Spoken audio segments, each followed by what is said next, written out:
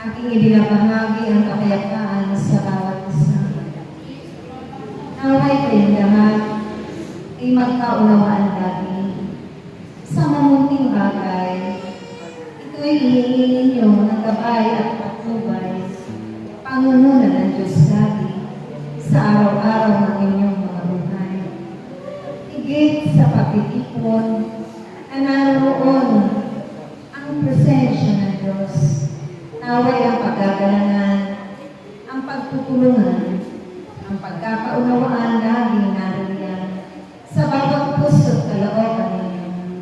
Tatandaan ninyo bilang mga itinakda ng Diyos na manggagawa niya sa ubasang ito, kung anuman ang inyong nararapat ganapin sa araw na kanyang itinatakda sa bawat isa sa inyo.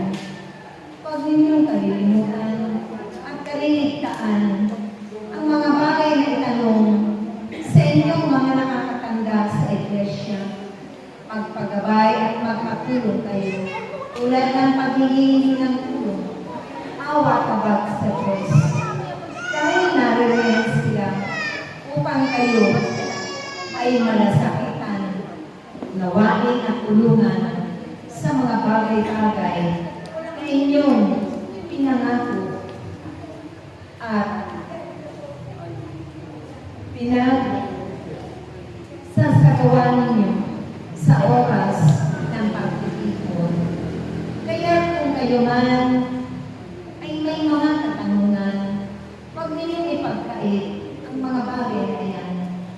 Ariyan ang inyong tagapagpastol, gano'n din ang inyong mga kapatid, at unawain ninyo ang mga bagay-bagay na nararapat ninyong gawin sa araw.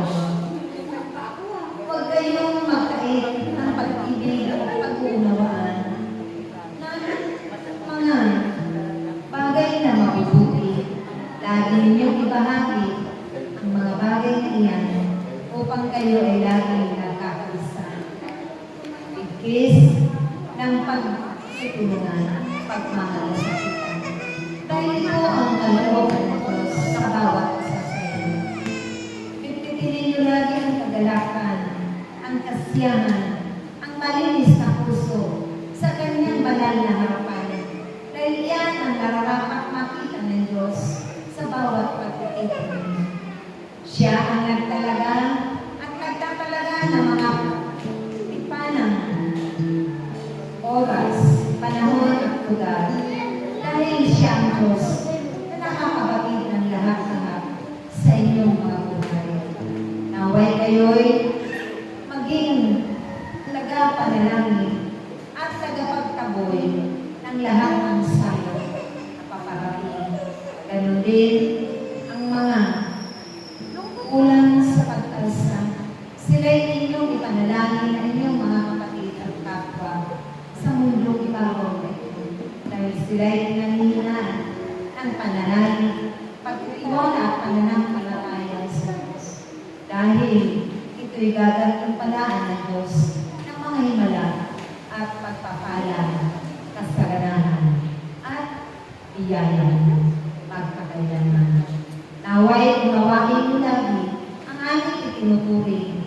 Tatandaan ang bawat isa. Huwag na huwag ninyong kalilimutan.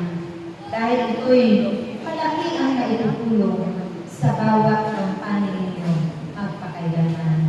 Maraming salamat kayo'y magbibigan, pagkaunawaan lang, pagkaisa sa pananalangin at hangarin para sa inyong mga kapwa at kapatid. Ganun din sa mundong ibabaw.